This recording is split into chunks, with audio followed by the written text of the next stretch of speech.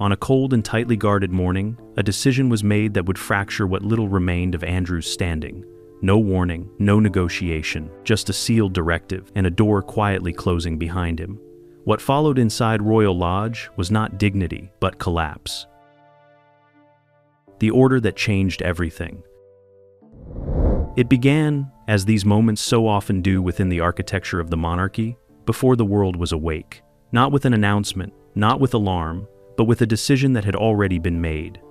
In the dim, measured quiet of an early winter morning, one of those mornings where the cold seems to press itself against the very windows of Buckingham Palace, a small group had gathered. Not many, only those whose presence was necessary, those who understood both the weight of the moment and the consequences that would follow. There was no debate left to be had. That part had already happened. Over days that stretched into weeks, through briefings layered with legal nuance and reputational calculation, through conversations that were careful, restrained, and at times uncomfortably direct, the question of Andrew Mountbatten Windsor's position had moved steadily from concern to problem to decision, and now it has reached its end. The document placed before the king that morning was unremarkable in appearance. A simple arrangement of pages, clean, structured, almost clinical in its tone. But what it contained would fracture the last remaining illusion of permanence. Andrew was to leave Royal Lodge. Not suggested, not negotiated.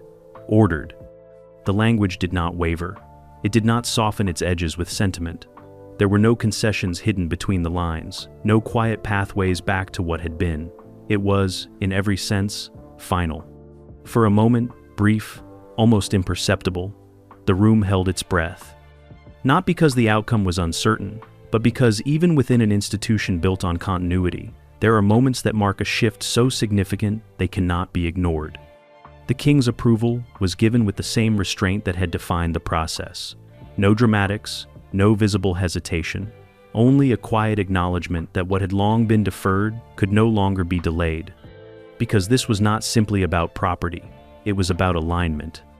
About a monarchy attempting, with increasing urgency, to redefine itself in a world that had grown less patient with contradiction.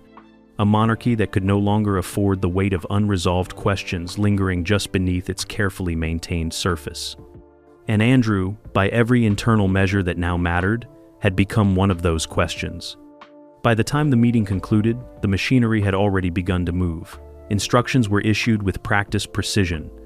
Senior aides, briefed in advance, stepped into roles they had quietly prepared for. Legal teams moved to finalize the frameworks that would support what was now no longer theoretical. Communications staff, though outwardly still, adjusted their posture, ready for a reaction that, when it came, would need to be contained without being confronted. Everything unfolded with the efficiency of something long anticipated, because this had not been decided overnight. It had been building incrementally, almost invisibly, until the moment when it could no longer be avoided. And then, just as quietly as it had been authorized, the directive was sent. Not through the press, not through intermediaries seeking interpretation or advantage, but directly. Delivered through official channels, carried by someone whose role was not to negotiate or persuade, but simply to convey what had already been determined. At Royal Lodge, the morning had begun like any other. Routine, predictable, shielded, as it had always been, from the sharper edges of institutional consequence.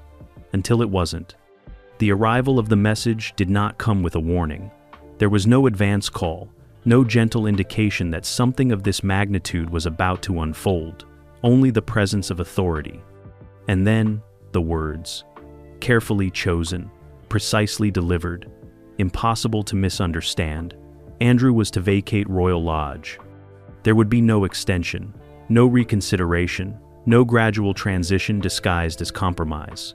The instruction stood. For years, Royal Lodge had been more than a residence. It had been a statement, a quiet assertion that, despite everything, certain positions remained untouched. That some arrangements, once established, could endure regardless of external pressure. But at that moment, that belief began to collapse. Not loudly, not publicly, but with a clarity that left no room for denial. What had once seemed permanent was now conditional, and what had once been protected was now unmistakably exposed. Inside the walls of Royal Lodge, the implications of that shift had yet to fully unfold. But at the palace, the understanding was already complete. A line had been crossed, and there would be no crossing back. The buildup no one saw coming. Long before the order was delivered, before the carefully worded directive, before the quiet arrival of authority at Royal Lodge, something had already begun to shift, not publicly, not in any way that could be easily identified or named, but within the private corridors of the palace, where tone matters as much as language, and where silence often carries more meaning than speech, the atmosphere had changed. At first, it was almost imperceptible, a question raised in passing during a routine briefing, a line of inquiry that lingered just a little longer than expected. The kind of subtle deviation that, on its own, could be dismissed, but taken together, began to form a pattern. Could the current arrangement continue? Should it? Those questions were not new. They had existed, in one form or another, for years. But what made this moment different was not the content of the questions, it was the persistence behind them. They were no longer being asked out of curiosity. They were being asked in preparation. Behind closed doors, discussions began to take on a different tone, less theoretical, less cautious. The language shifted from hypothetical frameworks to practical realities. Advisors who had once spoken in measured ambiguity began to present clearer assessments, less concerned with preserving comfort, more focused on confronting consequence. Financial reviews were among the first to introduce a sharper edge. Royal Lodge, with its scale, its upkeep, and its symbolic weight, had always required justification. But now, that justification was being examined not as tradition, but as liability.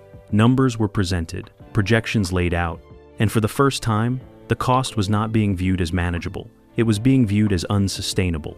But finances alone were not driving the shift. Reputation, long the unspoken currency of the monarchy, had entered the conversation with renewed urgency. International coverage had not disappeared, it had evolved.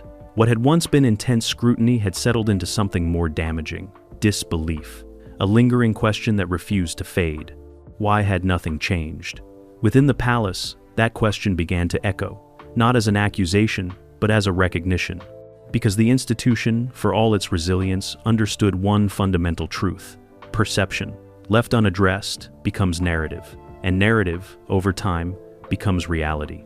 The sense that Andrew's position existed outside the normal boundaries of accountability had become increasingly difficult to defend, not just publicly, but internally.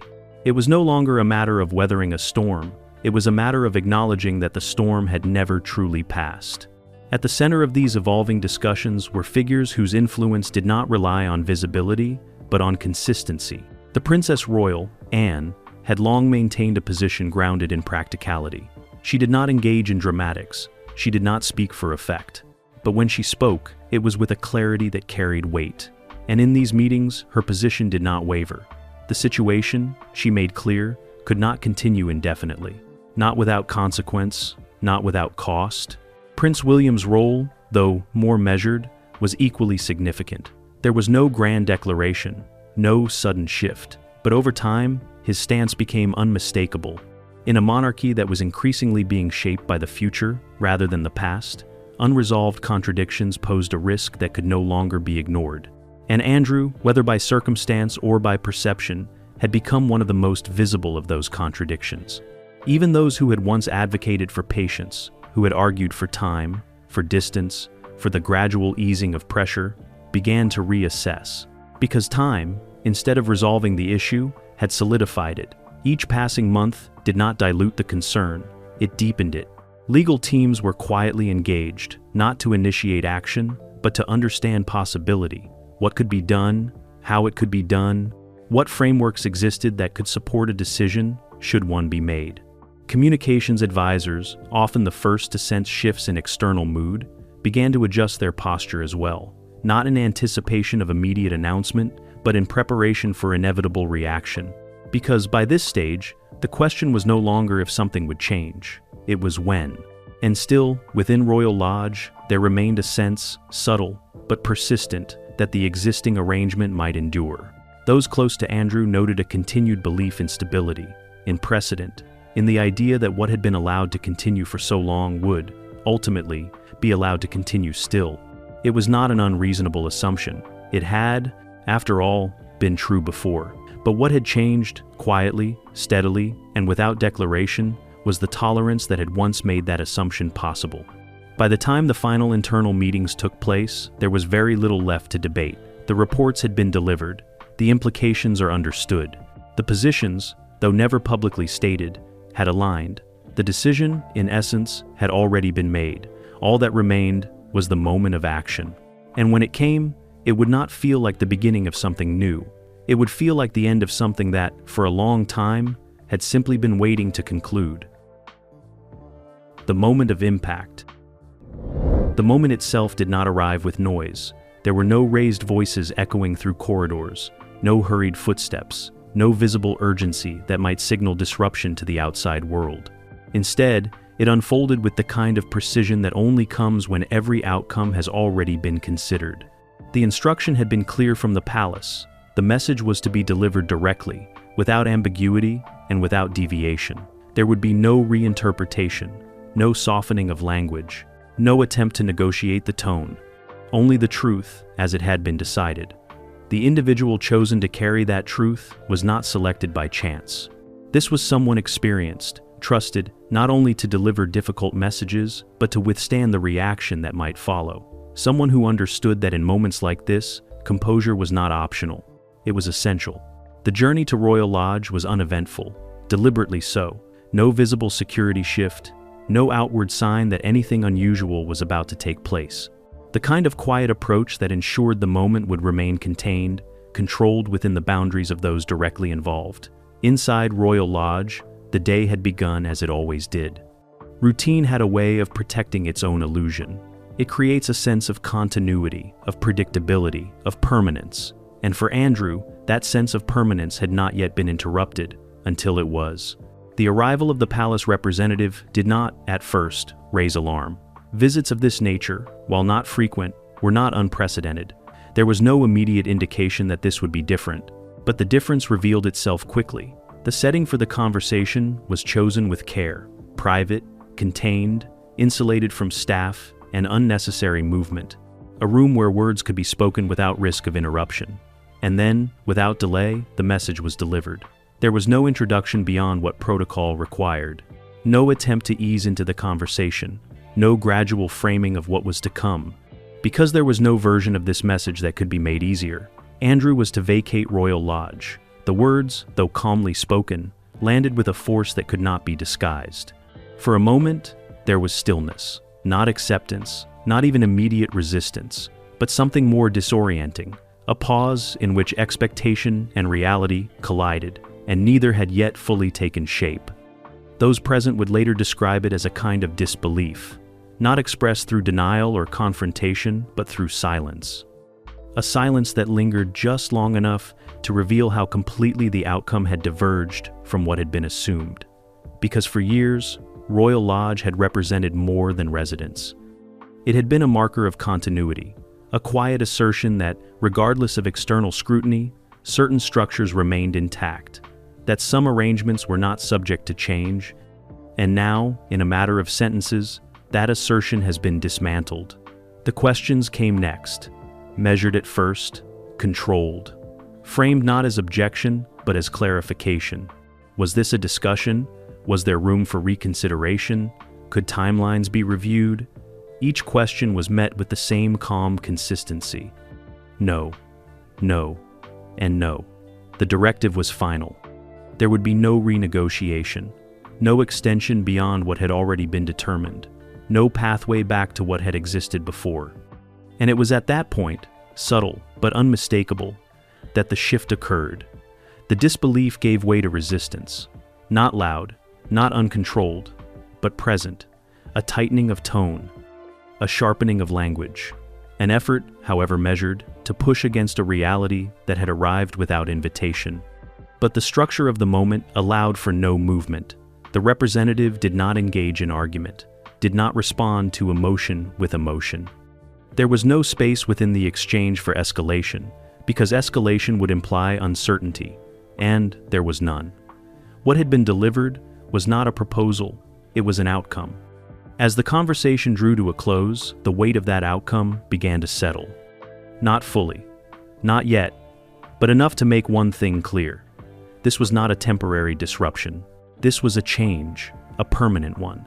When the representative departed, the atmosphere within Royal Lodge had already begun to shift. The routine that had defined the morning no longer held. The sense of permanence, once unspoken but deeply relied upon, had been broken. And, in its place, something far more uncertain had begun to take hold. Because for the first time, the question was no longer whether Andrew's position would change. It was how he would respond, now that it had. Inside the meltdown at Royal Lodge. In the immediate aftermath of the meeting, something shifted inside Royal Lodge that could not be easily contained. Not visibly. Not in a way that would spill beyond its gates. But within its walls, the atmosphere changed with unmistakable force. What had begun as disbelief, quiet, suspended, almost disorienting, did not remain in that state for long. It hardened. The first signs were subtle. A tightening of movement, a disruption in rhythm. Staff, long accustomed to a predictable pattern of routine, began to sense that something was no longer aligned. Conversations became shorter, glances more cautious. Doors, once left open, now closed with deliberate care. Because inside, the reaction was building. Andrew did not accept the decision. Not immediately. Not quietly. Those familiar with the hours that followed describe a sharp escalation, not in spectacle, but in intensity. The composure that had defined the initial moment of delivery began to fracture, giving way to something more volatile. There were questions, but no longer measured. There were demands, but no longer framed as clarification. How could this happen? Who had authorized it? On what basis could something so fundamental be removed? The answers, already given, did not change. But repetition did little to soften their impact. Frustration turned outward at first, directed at the decision, at the process, at the perceived absence of fairness. There was a belief, however strained, that the situation might still be challenged. That intervention, somewhere, from someone, could alter the course that had been set. Calls were placed, not impulsively, but with urgency. Attempts to reach those who, in other circumstances, might have offered influence or mediation. Names that had once carried weight. Connections that, historically, had provided pathways through difficulty. But the responses, where they came at all, were different now. Measured, careful, and increasingly distant. There were no assurances, no quiet indications that the matter could be revisited, no signals that the machinery of the palace might pause, reconsider, or reverse. Instead, there was a consistency that, in its restraint, carried a clear message. This decision would hold. As the realization began to settle, the emotional tone shifted again. The outward resistance, sharp, insistent, searching for leverage, began to lose its footing. Not because the desire to resist had disappeared, but because the structure against which it was pushing did not yield. And so, the energy turned inward. The anger did not vanish. It changed shape. Moments of pacing gave way to stillness. Fragments of conversation trailed off into silence. The certainty that had once underpinned Andrew's position, an unspoken belief in stability, in continuity, in exception, began to erode under the weight of what was now undeniable. This was not temporary. This was not negotiable. This was happening. Within Royal Lodge, the practical implications began to emerge alongside the emotional ones. Staff, though not formally briefed on every detail, understood enough to adjust. Schedules were quietly reviewed, movements reconsidered. A sense of preparation, tentative, uncertain, began to take shape beneath the surface. Because even without full clarity, one fact had become unavoidable. Change was no longer hypothetical. It was imminent. And at the center of it, Andrew faced something he had, until now, managed to avoid. Finality. Not the kind that arrives with ceremony or public acknowledgement, but the quieter, more unsettling kind. The kind that unfolds behind closed doors, where there is no audience, no narrative to shape, no external structure to absorb the impact. Only the reality itself. By late afternoon, the intensity had not disappeared, but it had deepened, less outward, more internal. the sharp edges of reaction gave way to something heavier, more complex, a recognition, still incomplete, still resisted, that the ground beneath him had shifted in a way that could not be undone. And within the walls of Royal Lodge, that realization lingered, unspoken, unresolved, but impossible to ignore. The palace holds its line. If there had been any expectation, however faint, that the palace might soften in the hours following the decision, it became clear, very quickly, that no such shift was coming. There was no second message, no follow-up clarification designed to ease the impact, no quiet suggestion that the directive might be revisited once emotions had settled. Instead, what emerged from Buckingham Palace was something far more deliberate: stillness. Not the absence of awareness, but the presence of control. Because within the institution, the reaction at Royal Lodge had been anticipated, not in its precise details, but in its nature. Resistance, frustration, attempts to reopen what had already been closed, none of it came as a surprise. And so, the response was prepared in advance. There would be no engagement with the reaction itself, only adherence to the decision. Internally, communication remained tightly contained. Senior aides continued their work without deviation. The legal frameworks, already in motion, progressed with quiet efficiency. Timelines, never publicly disclosed, were reviewed and reinforced. Everything moved forward, nothing moved back. The king, those close to the situation would later suggest, did not waver. This had not been an impulsive act. It had not been driven by a single moment or a single pressure point. It was the result of accumulation of factors that, taken together, had left very little room for alternative outcomes. And once such a decision is made at that level, reversal becomes more than unlikely. It becomes almost impossible, not because of pride, but because of precedent. To step back now would not simply affect one situation. It would send a signal, quiet but unmistakable, that even the most carefully constructed decisions could be undone under pressure, and that was a risk the institution was no longer willing to take. The Princess Royal's position remained unchanged, steady, consistent, grounded in the same practical logic that had guided her from the beginning. There was no visible satisfaction in the outcome, no sense of triumph, only the continuation of a stance that had, over time, aligned with the direction the monarchy was now taking. Prince William, too, held his ground, not publicly, not through a statement or display, but within the internal framework of the palace. His alignment with the decision was clear. The future of the institution, as he saw it, required clarity, boundaries that were not only defined, but upheld, and this was one of those boundaries. Even those who, in earlier stages, might have leaned toward a more gradual transition had shifted, because by this point, the cost of delay had begun to outweigh the discomfort of action. Every day that the situation remained unresolved had carried its own consequence, a quiet erosion of credibility, a lingering question that refused to fade. Now, that question has been answered, and the answer, once given, could not be withdrawn without reopening everything that had led to it. Beyond the palace walls, there was no immediate announcement, no confirmation, no denial, just the familiar strategy of controlled silence. But within that silence, preparations continued. Contingencies were reviewed, not as possibilities, but as expectations. Advisors remained alert to potential developments, ready to respond not with improvisation, but with structure.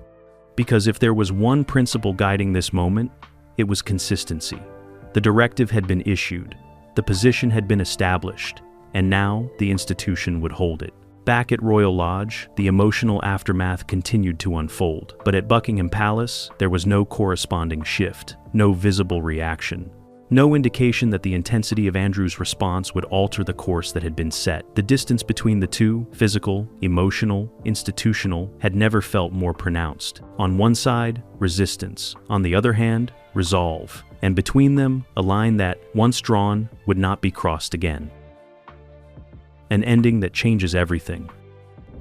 By the time evening settled over Windsor, the sharpest edges of the day had begun to dull. Not disappear, not resolved, but soften, just enough to allow something heavier to take their place. Because what had unfolded was no longer a question of reaction. It had become a question of consequence. Inside Royal Lodge, the earlier intensity had given way to a quieter, more uncertain stillness. The kind that follows after resistance has exhausted itself, not because acceptance has been reached, but because the reality it resisted has refused to move. The rooms remained the same. The routines, at least on the surface, attempted to continue. But the meaning behind them had shifted, because Royal Lodge was no longer what it had been that morning. It was no longer a permanent fixture. It was a place in transition. And that transition, though not marked by a public deadline or visible countdown, had already begun. For Andrew, the weight of that shift did not arrive all at once. It settled gradually, in fragments, in moments.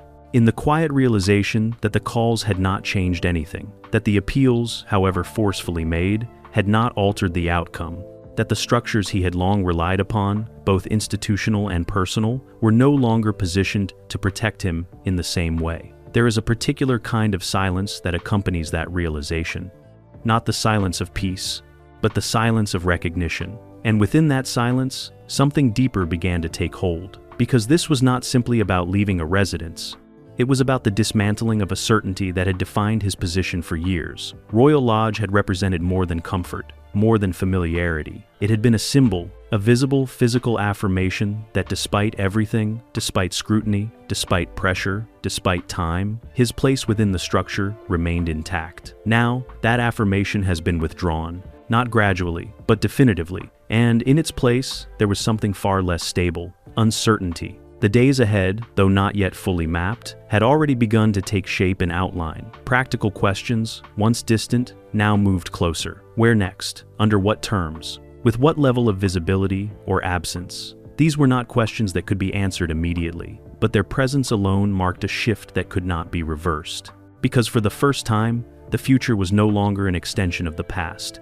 It was something else entirely. At Buckingham Palace, the significance of the moment was understood in equally clear terms, but from a very different perspective. There was no celebration, no sense of victory, only the quiet acknowledgement that a line, long debated, carefully considered, had finally been drawn and held. For the king, this was not an act of distance for its own sake. It was an act of definition, a statement delivered not through words, but through action, about what the monarchy would and would not carry forward. Because institutions such as this do not change through declaration alone. They change through decisions, difficult ones. Decisions that do not always resolve tension, but instead expose it, bringing it into the open, where it must be faced rather than deferred. And this had been one of those decisions. The Princess Royal understood that well. Her role in the process had not been visible, but it had been consistent.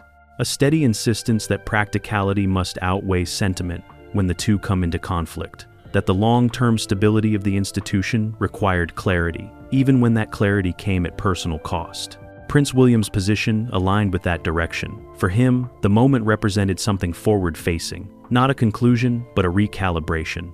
A necessary adjustment in a monarchy that was increasingly aware of the expectations placed upon it, not just by tradition, but by a world that no longer accepted tradition without accountability. And within that recalibration, ambiguity had less and less space to exist. The palace, in holding its line, had done more than resolve a single issue. It had signaled a broader shift, one that extended beyond Royal Lodge, beyond Andrew, into the very framework of how the institution would navigate the years ahead. Because if this decision had demonstrated anything, it was that continuity no longer meant preservation at all costs.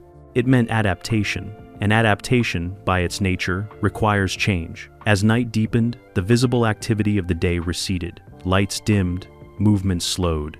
The outward appearance of calm returned, but beneath that calm, the implications remained fully intact. At Royal Lodge, nothing had yet physically changed. The walls still stood, the rooms were still occupied, but the permanence that had once defined them was gone, replaced by something temporary, something conditional, something that carried, within it, the quiet certainty of an ending. And that ending, though not marked by ceremony or announcement, would not arrive suddenly. It would unfold, step by step, decision by decision, until what had once been assumed to be fixed would become, unmistakably, part of the past. Because in the world of the monarchy, the most profound transformations are rarely loud. They do not announce themselves with spectacle. They arrive in silence. They take hold in private, and by the time they are understood, they are already complete. This was one of those moments. An ending that did not look like one at first, but would, in time, be recognized for exactly what it was.